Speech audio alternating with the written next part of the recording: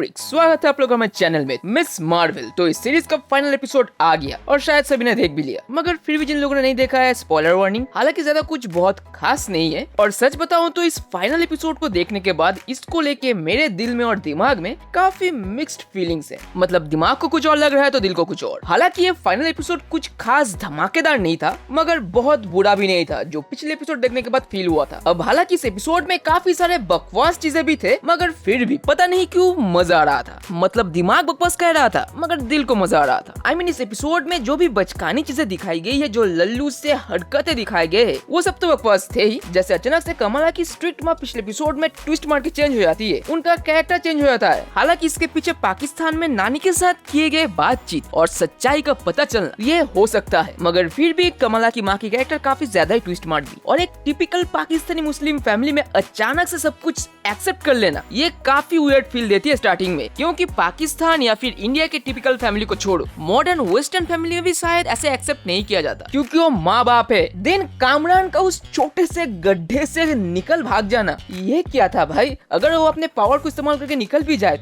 तो जमीन के नीचे से कहाँ जाना है, कितना तो जाना है, कैसे?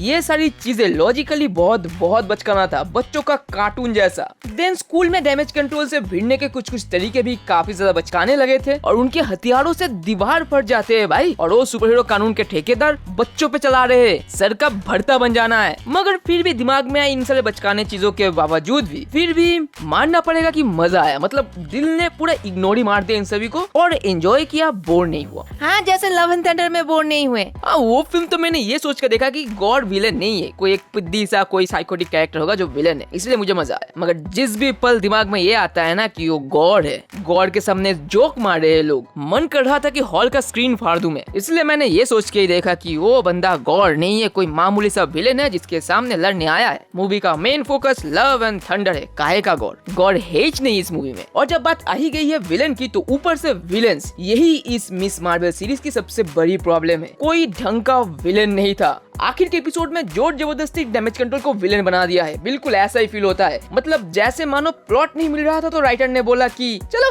किसी तरीके से डैमेज कंट्रोल को विलेन का काम दे देते हैं। सच में फोर्स्ड फील होता है। मतलब डैमेज को कंट्रोल करने वाली संस्था, उसके अंदर एक संघ की औरत जो पहले रिस्पॉन्सिबल लग रही थी, वो बिना ऑर्डर पे स्कूल में घुस के गोलियां चलवा रही है, वो भी बच्चों पे। भाई दिल से आवाज आ रही थी कि क्या हुआ है तुमको, कौन सा नशा करके आई हो, काम धंधा है नहीं, बच्चों के पीछे गोलियां चलवा रही है। डैमेज कंट्रोल खुद तबाही मचा रहा है। और ऐसा ही होता है जब सामने बिरयानी पड़ी हो और राइटर रोटी चबाने में बिजी हो, क्योंकि भाई लिटरली उनके हाथों में बहुत ही बेहतरीन, यूनिक और इंटरेस्टिंग विलेंस थे, जो थे जिन। उनको बहुत इंटरेस्टिंगली यूज किया जा सकता था, इस सीरीज को एक अलग ही सुपरनेचुरल लेवल पे ले जा सकता था, मगर नहीं, उनको एक ऑर्डिनरी डिज्नी टाइप कहानी चाहिए थी। हाँ, ये डिज्नी टाइप स्टोरी दिल में ठीक ठाक लगी, मगर दिमाग कहता है कि बेहतर हो सकता था बिना एक बचकाना फीका सीरीज बना के। लेकिन हम सिर्फ बुरी बातें नहीं, अच्छी बातें भी करेंगे। कुछ अच्छी चीजें भी है जो इस एपिसोड में दिखी है। जैसे आखिर में कमला खान के जो पावर्स के यूज दिखाई गई है ना, वो काफी हद तक कॉमिक बुक के पावर्स से रिजेंबल करती है, और कॉमिक बुक इन पावर्स के साथ इस पावर्स का ऐसे मैच करके दिखाना काफी इंप्रेसिव था, और इसलिए सच में मजा आता है आखिर के फाइट में। एंड देन आखिर में मोहन कपूर की जो स्पीच और मिस मार्वल नाम को देने का तरीका था ना, वो सच में हार्ट टचिंग थी। और लास्ट सीन में कमला को म्यूटेशन के बारे में बताना और उसे इनह्यूमन की जगह एक म्यूटेंट दिखाना, वो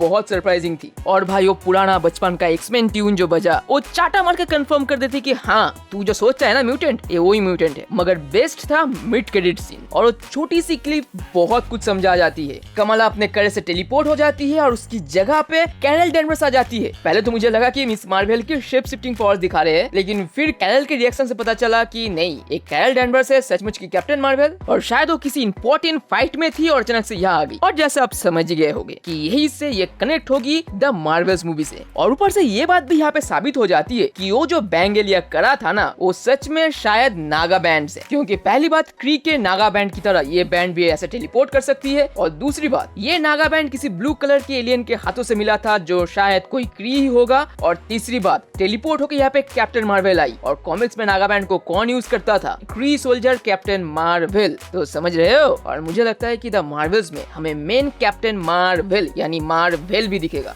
अरे भाई, सबको पता that? और सच बताऊं तो ब्री लार्सन इस कॉस्ट्यूम में काफी बेटर लग रही है। सच में काफी अच्छी लग रही है और हेयर स्टाइल भी मस्त है। बल्कि मेरे मुताबिक तो पिछले कॉस्ट्यूम से ज्यादा ये कॉस्ट्यूम फिट हो रही है उसके बॉडी पे। ज्यादा बल्कि नहीं लग रही बल्कि जच रही है। आपको कैसा लगा जरूर बताना। और अगर एपिसोड की बात करें तो ओवरऑल ये एपिसोड और ये पूरा सीरीज थोड़ा सा फीका और बचकाना था, मगर मजा आया। लेकिन इस बात को झुटलाया नहीं जा सकता कि इस सीरीज को बेहतर बनाने के लिए उनके हाथों में बहुत अच्छे अच्छे कंपोनेंट्स थे जिनको उन लोगों ने इस्तेमाल नहीं किया, बस यूं ही वेस्ट कर दिया। भाई सिर्फ जीन को लेके इस सीरीज को बहुत बढ़िया बना जा सकता था। मगर जो भी हो मजा आया। आपको कैसा लगा कमेंट में बताना जरूर। फिर मिलेंगे अगले वीडियो में मजेदार कंटेंट के साथ। और तब तक के लिए स्टे ट्यून, स्टे सेफ, अपना और अपनी फैमिली का ख्याल रखना, दूसरे के काम में मदद करना, because you are a freaking super hero.